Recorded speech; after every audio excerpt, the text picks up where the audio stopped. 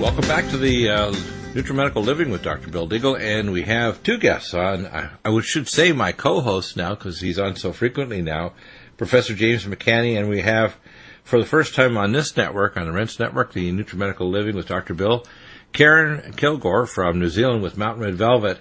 And the reason why I want to have both of you on, Professor McCANNEY, is because you're an expert on plasma physics.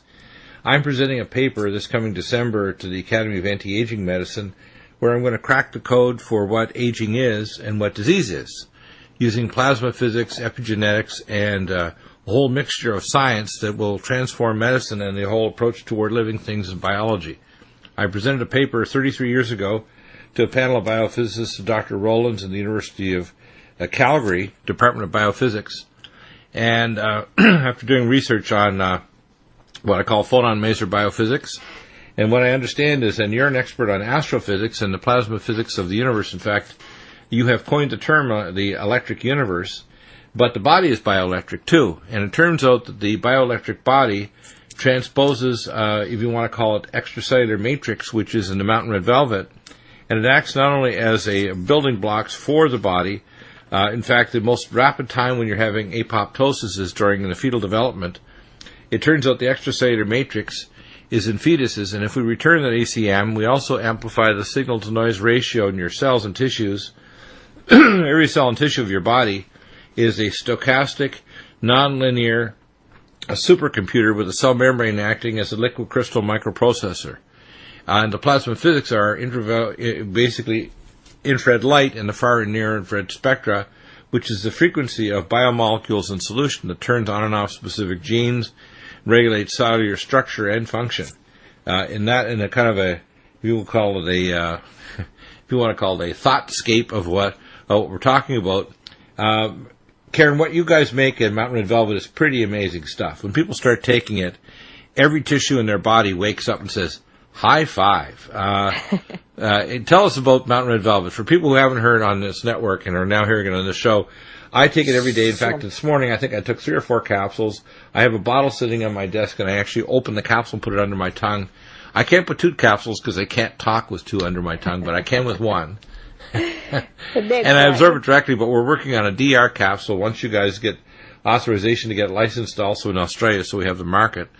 But DR means it's going to deliver it to the terminal small bowel with the fragile molecules not mashed up by your enzymes in your gut, your pepsin in your stomach, and your enzymes in the gutta percha coming out of your stomach and your lining. I mean, kind of the succus entericus coming out of your pancreas into your upper part of your duodenum. So tell us about Mountain Red Velvet. What's in it? 396 biomolecules and 6 growth hormones. The ancient Chinese uses an imperial version, but they boil the antlers and they probably, we call it, annealed or destroyed a lot of the molecules just by the process of trying to present it over 2 or 3 days to the emperor. Your technique at low temperature is much, much superior to that. And you don't just give antler, you give the deer antler velvet, which is the highest grade possible without xylazine and without the anesthetics you use at places around the world like Russia or elsewhere where they have red deer as well, but they make far inferior products that are actually, they don't treat the deer gently, or as they say, your facility down in New Zealand is like the Sandals Resort for red deer. Well, we think that it's a real privilege to farm our boys, and we harvest our velvet every single year when they come down to where we're able to harvest, and then back out they go. And it is an honour and a privilege to look after our boys, and no animal is harmed in our harvesting, and we think that's a good process to follow, and therefore we have the very best deer velvet in the world. Our boys are treated with respect, and therefore they are able to grow this beautiful velvet. As you say, Dr. Bill, 396 different active ingredients in every single capsule, and that's why we hear people say, gee, it's like having the oil put back in my joints. I'm not creaking anymore. I don't hurt anymore. I'm able to sleep at night. I'm back out on the golf course. These are real life stories that we hear from people who are taking our velvet, and for years they have suffered, and suddenly, because they are getting all those micronutrients back in their body, they are able to get back out on the golf course, go for a walk with those grandchildren, get out and have a game of tennis, or we hear things like, gee, my memory's a lot better. Gee, I'm able to work that double shift now because I've got more energy. And that's what we hear from people who start taking this product. There is no other product that has 396 different active ingredients in every single capsule. This truly is the good health capsule. What's the greatest deficiency in the modern world, Karen? I think time. No, there's one that's even worse than that. It's called wisdom. And wisdom stands on the foundation of long, healthy life and vigor.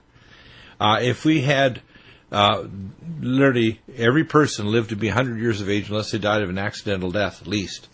Like there's 100 times more people in 18 populations on Earth, including Georgia, in the mountains around Tbilisi, and so on. 18 different populations live to be 100 times more than here in America. Only 1 in 3,500 lives to be 100 years of age in America. 1 in 35 lives to be that age in those that have glacial milk.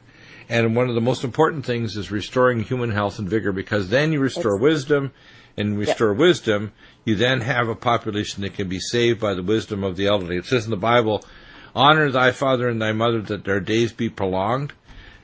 Father and mother means wisdom. Wisdom has to stand on the foundation of health. Now, health has to stand on the foundation of good plasma physics of the atmosphere, so you grow good, healthy food that's mineralized, which is the Sabbath. A population that has literally the capacity, like a fetus, to heal and regenerate their tissues and organs, because you rebuild your body every day. You're not the same person you were in your 20s and 30s. That person is long gone. You're building the same template as that person, but you are not the same person. And people need to grasp that you have passed the memories on from that person to the person you are today.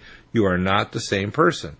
And it's important for people to understand that as our population gets degraded by policies from our federal government, our globalist government, and we're not dealing with the plasma physics of what a living thing is, including us, we put ourselves in great danger. Professor McCANNEY, do you have any comments to make about epigenetics and plasma physics and wisdom? Because I'm sure, being a very wise person and talking about Tier 1 science, you see the plasma physics of the universe, but it comes down to people and living systems like the mitochondrial apocalypse and the desertification of the North Pacific Ocean caused by not fixing Fukushima Daiichi.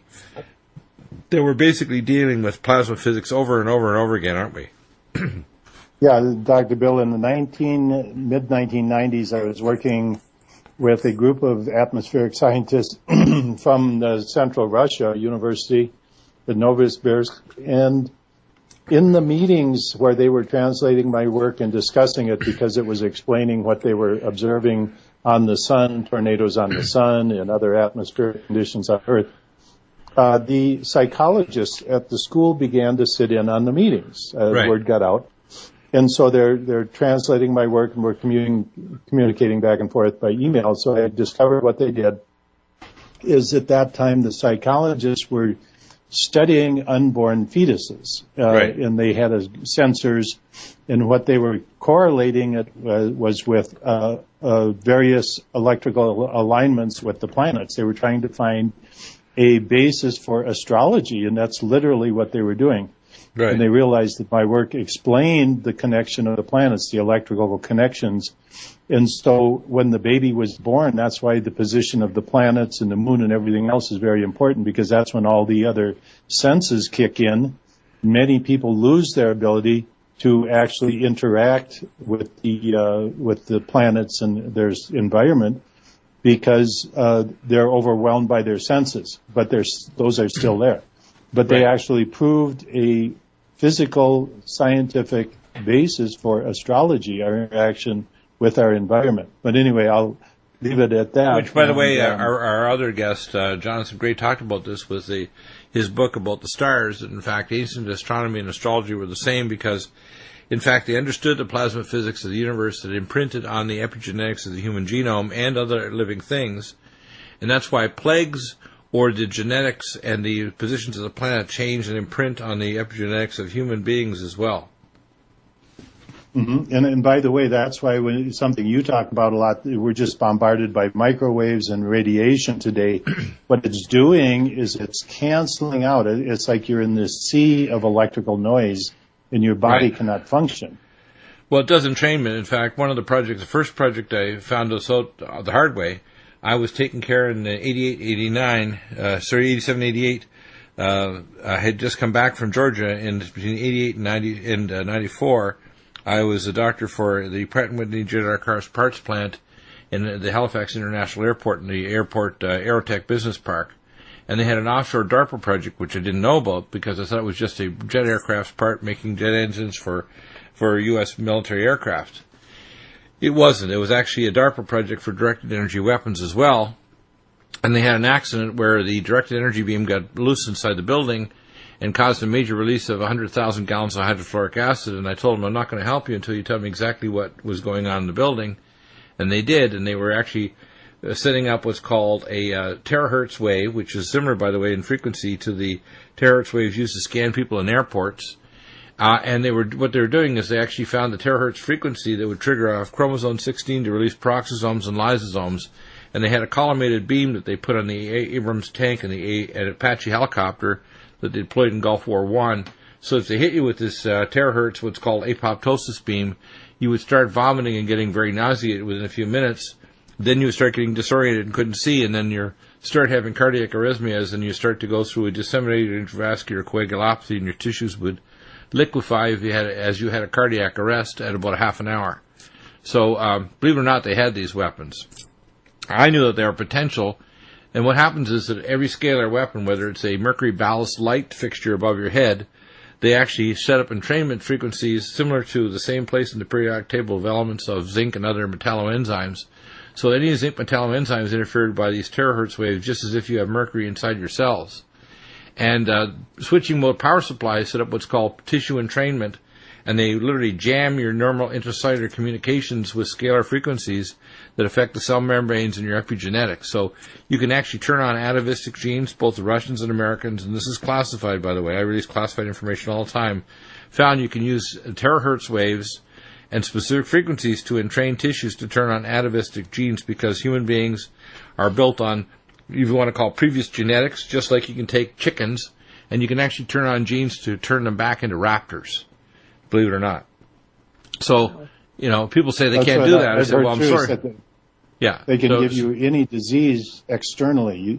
Exactly. So when I met with one of my NSA contacts back in the mid-'90s, he brought me out to his trunk of his car in the parking lot, and I said, well, what are you going to show me? He said, my satellite phone. I said, I thought you were retired. He said, you don't retire unless you're double tapped. He said, well, that's old hat. We use now directed energy weapons. So we direct a weapon at you. We can give you cancer, give you a deep vein thrombosis and throw off an embolus, or have you seizure or give you a DIC, disseminated intravascular coagulopathy, make you bleed to death internally. And I said, you're kidding. He said, no. I said, well, I understand the science of that because in my research, he said, I know, Deagle, we know everything about you. Okay, this is an NSA agent who was one of my patients, okay? So people need to understand this. I have a level of knowledge in this that far exceeds the average doctor, and that's why when I get somebody like yourself, Professor McCANNEY, on here as a Tier 1 scientist as well, I'm very concerned about the human race right now because the level of ignorance and Tier 2 science out there taught in universities is putting people in danger. And part of the solution is to restore people's health, their physical and their spiritual health, by things like Mountain Red Velvet and NDMEs and our special nutraceuticals, because they're trying to dumb us down and destroy our biology before they extinguish much of the human population.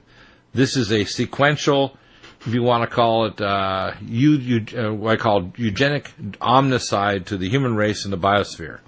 And people think, oh no, you're just making this up, it's just a delusion. I said, no, the people out there that think that this is not happening, they're delusional. That's why Mountain Red Velvet is a very, very big part of the solution to restore human lifespan so we live hundreds of years. We have wise people that can run our civilization and be in government and build up dynastic wealth and visit knowledge and wisdom to their children and great-grandchildren.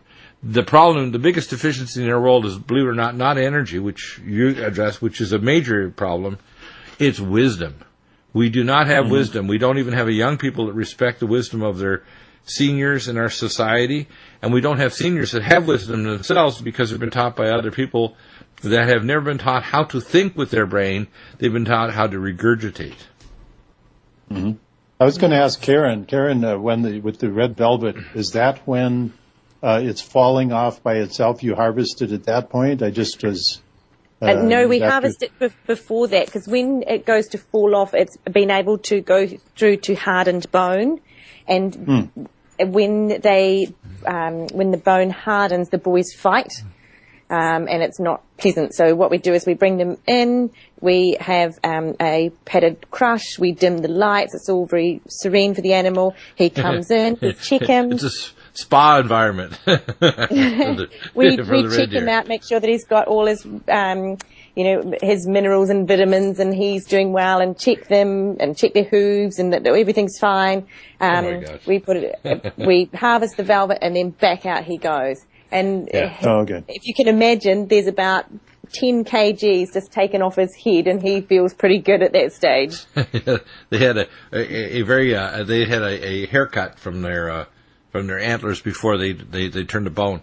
Now this red velvet, by the way, when you take these capsules, they look like tiny red little filaments, if you want to call it, in the capsule. And when you take them, whether you put them under your tongue, you can almost feel this burst of like, wow, like your body, your cells, like, as I tell people, you're not a fetus, so you need to take red velvet. If you start taking this, putting it under your tongue so the molecules aren't destroyed by your gut, they literally start to transform your cells. So now the signal-to-noise ratio of the extracellular matrix regenerates your heart, your brain, your liver, your kidneys. People say, my kidney function's going back, Doc. My heart, I'm getting out of congestive heart failure. I had another case this morning that called me. They're taking that along with their other nutraceuticals. We have people that say, my peripheral neuropathy's gone away. My joints are regenerated. I don't need a total knee replacement. My ligaments are healing, or I had chronic, repetitive motion entrapment syndrome. My skin, they're in their 70s. They bump into a door jamb and their skin tears. It stops tearing. They take that along with their collagen max, and their body says, hey, I can build nails and keratin and skin and hair. That's easy now that I've got the building blocks and I've got the epigenetic signal, because there's molecules in there that act as what we call scalar transducers of the infrared signal to your cells through your cell membranes to tell the DNA to turn on and make certain genes, make certain proteins or enzymes. It's amazing. And when you start taking it, your body says, whoa, is this possible in this day and age? Yeah. If you could have gone back in time and given this to the emperor, it would be the most valuable thing they would have in their kingdom. Exactly. Well, that's why it was called one of the, top 3 herbs. The imperial herb was deer velvet. Right. And it's been revered for over 2,000 years. So this is nothing new, but we forget that the body needs all of these nutrients to heal. Well, and what we're not doing is covering. We I got some interesting facts for you. Do you know that people die, they still have the same genetics as when they're born? Yeah? I like to ask questions that surprise people. Do you know that you can extract 2 to 5% of the stem cells in an 85-year-old that's at the moment of death? Their stem cells are just as healthy as the moment they're born and slapped on the bottom. Wow. And the reason is, why don't they translate and build a new nerve, bone, muscle, brain, whatever? It's because they don't have ECM, extracellular matrix. You start giving them extracellular matrix, it's like taking a 93-year-old that's dying in hospital. You give them ACM, and they say, now I can digest my food. Now I can build heart muscle. I can build skin and bone and ligaments. I can build a liver. I can metabolize and make molecules and detoxify. The body says, I can do this. In fact, it should have a tagline of, you're not a fetus, and below it should say, I can do this now. And they're the stories that we hear from people who say, gosh, I've suffered for years with this knee injury. Oh gosh, my shoulder has ached for years at night. And what we're doing is we're not giving you something that would numb the pain. We are giving you a product that can help the body to heal that old injury. And that's the difference. Well, my hit list of drugs, and there's a long list, and I'm going to post it up on my wellness condition of Dr. Deagle's hit list, and it's going to probably expand over the next number of years. Right at the top is non-steroidal anti-inflammatories like Motrin, steroids, all these kind of drugs. They completely stop keratin, collagen, elastin, hyaluronic acid, and the hyaluronic acid polymer in your joints and your eyeballs from being generated. So if you take non-steroidal anti-inflammatories, your joints go dry, they rip themselves apart, you don't build ligaments, you get micro-injuries to tissues and eventually tear. When you start taking red velvet, does the exact opposite. The reason why the pain goes away is because the problem goes away. Yes. The body says, you don't need pain anymore, do you? You don't need to splint that organ because it's partially torn. Because there's now a hydroviscous layer, there's no stimulation of bradykinin, slow reactive substance to anaphylaxis, or neurotransmitters indicating at the skin, which is a Langerhans complex. I discovered this and posted my first patent in 1986. I discovered the Langerhans complex was the first what's called pain gate. I was the discoverer of that. Langerhans gate, it's called. And I've developed a machine called a morphogenic field machine called a Dynatens, which I have patents on, that can close that gate and stimulate tissue regeneration, creating a morphogenic field. Well, I'm working with scientists now that will be coming up from China in a few weeks, and with the scientists they're connected with in Russia with Dr. Nesterov and their research institute, the Nonlinear Institute, about the plasma physics of what a living thing is. Not just a human being, but all living things. Trees, sequoia trees, seagulls, great whales. What all living things is, they're plasma beings. We are primarily a plasma and informational being, and the epigenetics of that creates a physical being shrouded around that information and that epigenetics. And the primary translator of that is extracellular matrix, which is mountain red velvet. And in the fetus, the body makes it. The ancient molecule that helps to stimulate is called protirolin, which is a tripeptide that's literally the only organs where it continues to persist in is the upper jejunum, the sexual organs, and the base of the brain in adults and in young people. That's it. All the other organs disappears. There's no more protirolin being made. But when you restore the extracellular matrix, the body says, I can rebuild. I know how to, when a stem cell gets off the freeway of your circulation in your heart, your brain, your liver, you can rebuild it. Now, how's that tying with what Dr. McCANNEY's doing? If we don't restore energy with like wing generator program, if we don't restore lifespan and wisdom, if we don't restore health without toxic polypharmacy, if we don't restore a financial system without debt, our civilization is doomed. And the problem is people don't realize it's all tied together, but the greatest deficiency in our civilization is wisdom, and wisdom has to stand on healthy old age. And we're not talking about people getting to be 40 and then starting to fall apart. We're talking about people being 160 and still running races and playing chess with their great-grandchildren. We're talking about people still winning at games and sports when they're approaching their 200th or 300th year. That's what we need. If we don't have an elderly, wise population, our civilization will not survive. Without drugs. Thank you, Karen. Again, go to NUTRIMEDICAL.com. Get Mountain Red Velvet. Literally, as they say, you're not a fetus, so you need to take it, and your body can do this. We'll be back in a minute with Professor McCANNEY in the Wing Generation Program and lots of other major issues dealing with the world and plasma physics. Much more following hour number 3. Oh, my agenda. Back with Professor James McCANNEY. And, of course, Jim, you've got your direct website, which is jmccsci.com. We have links directly to your Wing Generation Program and also to all your ebooks and videos, etc. I think your Tier 1 science is essential reading if people want to know what's really going on. And I'm asking people that are hearing about the Wing Generation Program to put in a minimum of $20 to help get this program really off the floor and get it rolling. The deficiencies we talked about that will correct the problem are legal deficiencies. We talked about this in the last hour, in the second hour with Dr. Fred Graves. The wisdom deficiencies are corrected by our NutriMeds and our approach to human senescence. And the energy deficiencies and the issues of climate and the integration with the biophysics of how our planet's biosphere is able to support human life and other systems, you're the expert on. Let's talk about the Wing Generation Program and how important this is to restore energy, because I think this is the number one risk for human civilization right now. I remember when my grandmother told me back in the 1920s when they were quite wealthy at the time relative to other people, how they would have other people come to their home and literally say they would work for the day just to be fed during the 1929 crash. What's coming, though, 78 to 90%, depending on the part of the country you're in, of the population back in the 1920s were near a place where they could get farm or nearby a farm.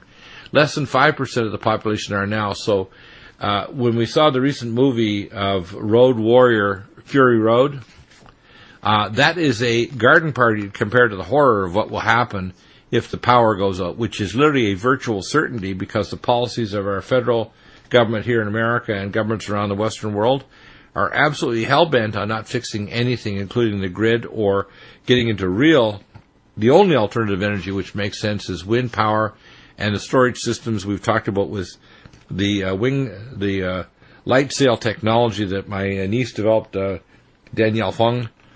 So it's really important for people to understand that your wing generator is a major solution to get away from nuclear power, from oxygen-consuming use of non-fossil fuels, because it's not fossil at all, and from the danger of a world where the destruction of the biosphere is imminent.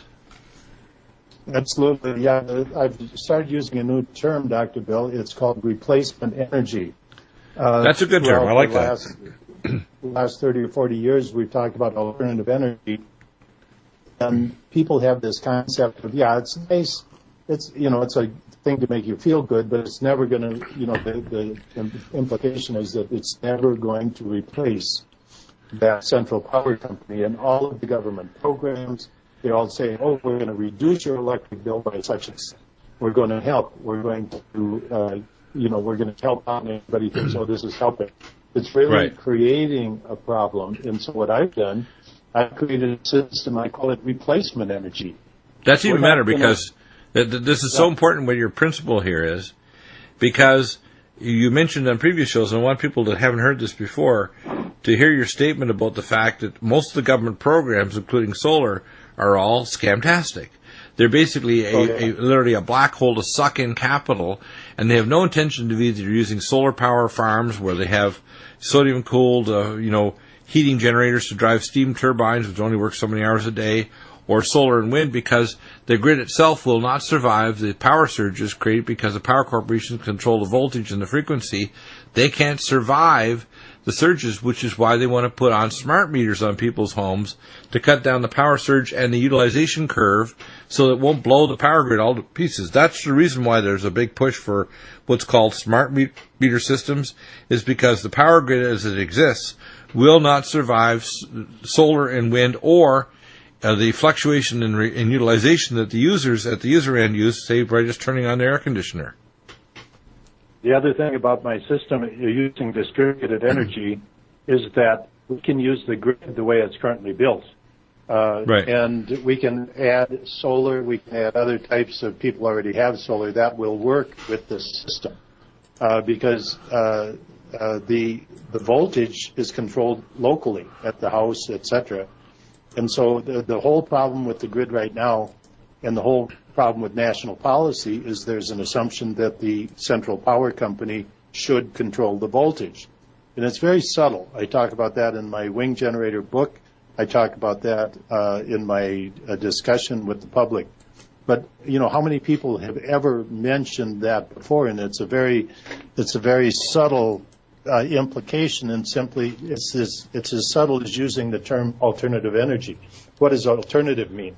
It doesn't mean replace. It means something that in addition to. And so the whole idea is that, in fact, when I started doing my original studies, I realized that the companies implementing alternative energy, the big companies, Siemens, GE, and a lot of the installation companies, they make their money off of subsidies. They don't make their money off of producing electricity. And so that's why this big push to pay you to put in solar panels, because what it'll do is it'll soak up all of the alternative energy investment, and there won't be any money left over for real solutions like what I'm doing now. And so I'm not looking, one of the things I see in my proposal, in the crowdfunding proposal, is no government subsidies. I don't want people that are getting investment or venture capital to invest. And the reason is because those are designed for failure. Those are designed to get the maximum amount of government subsidy. And so what they want is something that doesn't work, because they're also the people invested in big energy, the three big: coal, nuclear, and oil. Well, I talked to one of my neighbors of our 8-home area, and he decided to get solar. And, of course, he bought the sales pitch, which is very expensive, because you have even solar for your home. You only run so many hours a day. It reduces your solar bill, but they're not going to pay you if you're generating solar power at 23 or 24 cents per kilowatt hour, when they can get 5 to 6 cents per kilowatt hour if they get a nuclear reactor in Arizona. So what they've done now is that the grid goes down. These people with solar power, they don't have power. They're SOL. And the problem is that if this happens after the fourth day, their power corporations won't tell you this, and none of the cities in all the Western countries, from Australia, New Zealand, Canada, America, Europe, that by the fourth day they do not have power backup for sewage. So basically, sewage is going to back up in your home. They also have to cut water down, which means you're not going to have enough water to shower or to cook food. You have daily subsistence water because if they give more, it'll back up because they don't have treatment for sewage for backup power systems. And if they run out of fuel, major nuclear reactor backups, which is only, by the way, they usually have enough for 2 to 3 weeks, all the nuclear reactors are going to blow, which means if they don't just have a hot shutdown like they did at San Onofre down here when there's a power surge by somebody hitting a few keystrokes in Yuma, Arizona, all the power generating plants around America and the Western world are all going to blow just from basically a hot shutdown, and they poison with xenon the nuclear reactors so they can't restart it or it'll blow up. And that's within 72 hours. So people need to start realizing once the grid goes down, they don't even have replacement equipment. There's no step-down transformers or major distribution network systems built in America. They're all built in China now. So we don't have good relations with China. So the grid basically is guaranteed to go. It's guaranteed to go. If we get in any serious conflict with China or with Russia, all they have to do is hit us with a CME or a cyber attack. They don't need to fire missiles. They just need to say, have a nice day, Amerikanskis. Or the Chinese. I mean, they have Tianjin Army, 250,000 programmers just in their blue army to shut our power grid down. So people don't understand this. Any space weather and everything. Our Achilles heel is power, and you've got the solution. And let's talk about the wing generator program. We're getting a generator ready for me, so I'll have it for our 8-home gated community. People need to realize that even the farm you mentioned on the break, that even the farms are not really farms anymore like the 1920s. You can't just go to a farm and say, well, hey, let's take out and we'll kill a hog and we've got some veggies growing and everything. No. These farms are so specialized, they only have a specific cash crop in a very narrow window of the year. And if the power goes out, they're just in as much trouble as the rest of the communities, aren't they? Yeah, they go to the grocery store too. There's, the old farm, the family farm isn't there anymore. Right. And so literally it depends on the system of conglomerating food. I saw something humorous the other day. I saw a cat that was hunting a bird. Not that it's humorous, but right. I thought, that's not exactly mouth-watering to me to see that bird sitting down there picking on the ground. Right. But the cat, that's lunch. That's, mouth-watering good. But take that same cat into a grocery store with lines of boxes and containers, and the cat would look at that and not even recognize it as food. And vice versa, if you took a human out to a farm today, they would look at a chicken with its feathers on and go, I can't eat that. So people have lost touch with, what food is, where does it come from? Right. But yeah, the situation really, I would give a week between the lack of water, the lack of sanitary conditions, the lack of food, and then just all-out chaos. Well, complete. The killing field would start at the 4th day. And I have and I have first-hand documents, not just my delusions or whatever. Some people try to say, Dr. Deagle, you're just delusional or psychotic. No. You people are gutless idiots. How's that? Now, you may find that a little assaultive and think, well, how dare you? I had one lady email me the other day, and she calls herself a Christian, right? Well, there's a lot of Christians that really aren't. And they criticize me and say, how dare you say that you know all this stuff? And other people, I said, well, if you challenge me, please. You can be a grandmother with grade 3 if you've got the intelligence and you ask me a good question. I have no intellectual attachment to my previous levels of stupidity. I can be taught by anybody, from a child to a grandmother, if they pose a good question or make a good statement. I don't have an attachment to my previous levels of stupidity. And people think, well, somehow you're arrogant. No, I'm not arrogant. I'm competent. Competent means I want the truth. And my primary teacher is God. My secondary teachers are people who taught me how to think about thinking, like my teacher in grade 7, my teacher in grade 5, my teachers going right back to grade 1 and so on. And they realized that I was a person who wanted to think about thinking. And people like yourself, Professor McCANNEY, you teach people to think about thinking about what is the universe, what is space weather, how is our weather system driven? Is it driven by heating the water from the sun, or is it driven by plasma physics? How about its plasma physics, the electric universe, which you coined? And if people don't face these realities, we are in a dire straits. For example, you talked about, and you've been on a number of specials on DirecTV and elsewhere on videos, about Planet X. And there's a lot of people that try to grab parts of your information, like Marshall Masters and others, and run with it and say lies. And they don't know what they're talking about. They don't understand action at a distance. They don't understand the plasma physics of gravity waves. They don't understand anything. They'll even make lies like they think they visualized an object coming into the inner solar system. It doesn't have to come in. It could just push in large comets and action at a distance, cause a major superquake, like the Tamba earthquake, like we have one brewing literally in Indonesia right now. We have a space weather, for example, sunspot AR2371 on spaceweather.com is a beta gamma delta magnetic field harboring, and it has a 70% chance of an M-class solar flare, 15% chance of an X-class flare on June 19th, which is right near right near the equinox. So people need to understand that space weather and plasma physics rules our world, doesn't it? Just like plasma physics rules the physical body. And energy is our Achilles heel, isn't it? Yeah. If we depended on light for our weather, we wouldn't have any weather. I mean, it's just absurd.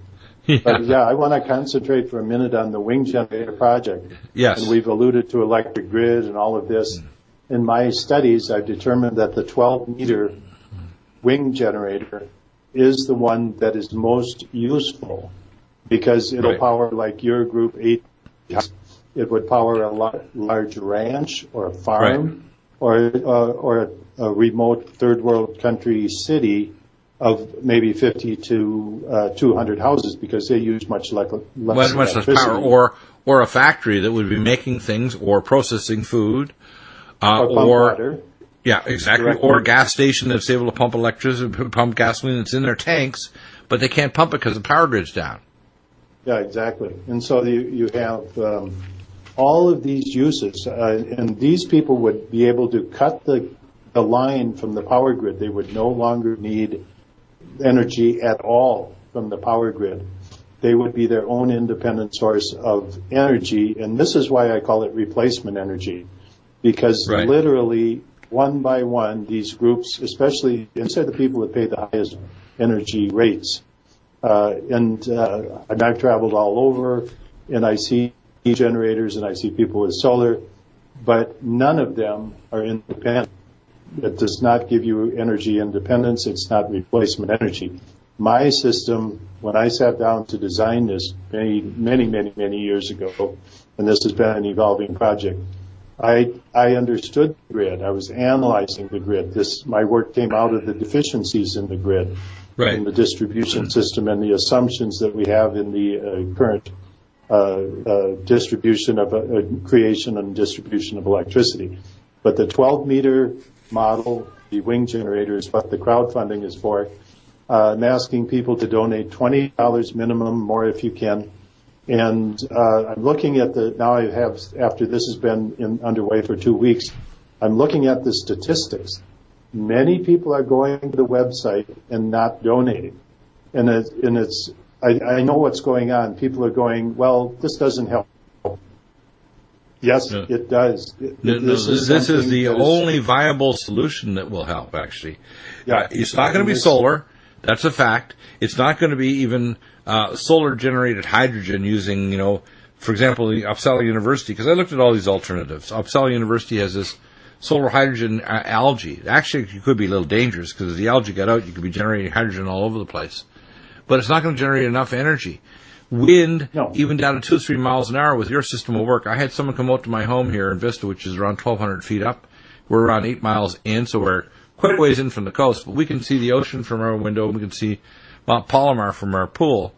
The fact is that we have enough wind here that the 12 meters, 39-foot generator would generate 10 kilowatts or 240 kilowatt hours potential per day. That's a lot of power. Mm-hmm. If you hit to, you can even use it to generate and pull water out of the air. Every day we have a mist every morning for the first 5 or 6 hours in the morning from about 2 or 3 in the morning to around 8 or 10 in the morning. You could just pull enough water out of the air to generate all the water you need for your food and your home and your supplies, even if you didn't have a well. The fact is, there is no need for deficiency. We've got primary water. If you have a pump down 1,600 to 2,400 feet, you have to have power to pump that water up. And if the grid's down, you don't have a well anymore. You have no water. Right. You're in desperation. And the grid is not going to survive. I'm telling people it could go as early as this fall. If we have a conflict with Russia or China or their big CME like this one that's brewing on the sun, if the grid goes, they're not even having replacement equipment to fix the grid. That's how desperately late the hour is, isn't it? Yeah, and so that's why the 12-meter model is so important, because Right. it is the one that the gas station in the middle of Utah, the ranch out in the middle of Kansas, Right. or Texas, or Oklahoma, that place is independent, completely independent, and everything they need is there. They can pump Right. water, they can grow their own food, they can have all the animals that they want. Now you have a system, even if it's dry, and it doesn't rain, you have a water source underground or whatever. You can survive in that. And, Right, you could even generate compressed air for compressed air engines, which they have in Europe, or the light sail system that I said my niece developed up in Silicon Valley. You could even Right. generate hydrogen if you wanted to have a hydrogen fuel cell. You can actually generate because you have excess electricity. So, in other words, this solves all the problems, not some of them. It works 24/7 because even 2 or 3 mile an hour wind will drive the wing generator, doesn't it? You don't need to have 16 to 18 miles per hour wind, which is a tri-prop wind system, which is unstable, has multiple gears in it, has mechanical reasons why it's going to fail. Your system is basically no moving parts. No moving parts. No moving parts. No moving parts. Yeah, all the heavy equipment is on the ground, very lightweight, modern materials. This is, and so what I want people to do is go and I think some people went and they intended to go back and donate. Possibly they were thinking about giving more. And like I say, this is tweaks into a 2-month effort, so we're doing real well. But I want those people who are going there and not donating to make a donation. You can always go back and donate more. Yeah, I used to have a minimum of $5, and we have plenty of people that have given $5, and that's a vote of yes. Those are the people that don't have money. But now I'm saying, okay, let's get up to the $20. Anybody can put in $20. I know I'm going to be contributing, and I want to actually contribute to a larger extent by putting a system in our 8-home gated community. I want this to be example to say, do we have solutions for health issues? Yes. You need to get off the damn drugs and on nutraceuticals. You need to control your epigenetics. That's why we're even going to franchise NutriMedical. We need to get off the legal system, which is why we're going to have jurisdiction and restore legal rights to people by people becoming pro se litigants. We need to restore, and it's not just in America, every country on earth, we need to strengthen them so they have a financial system not based on international banking and debt. We don't have a banking system, we have a debt system which always drives us to war. In fact, the big drive to war isn't Russia and China wanting to go to war. It says in the Bible, in in Ezekiel 38 and 39, they will put hooks in their jaw out of the valley of Jezreel. The hooks in the jaw is debt. And the debt is driven by things like lack of energy and want and chaos, which is all created by the chaos masters. And the primary thing that's driving us is the fact that our Achilles heel is energy. And if energy goes down, our civilization crashes and burns. Unbelievable. This is the solution. Wing generator project married with a light sail energy will solve it. Contribute now. Go visit NutriMedical.com and visit jmccsci.com, jmcsci.com, Professor McCANNEY's website. There's direct links off our site.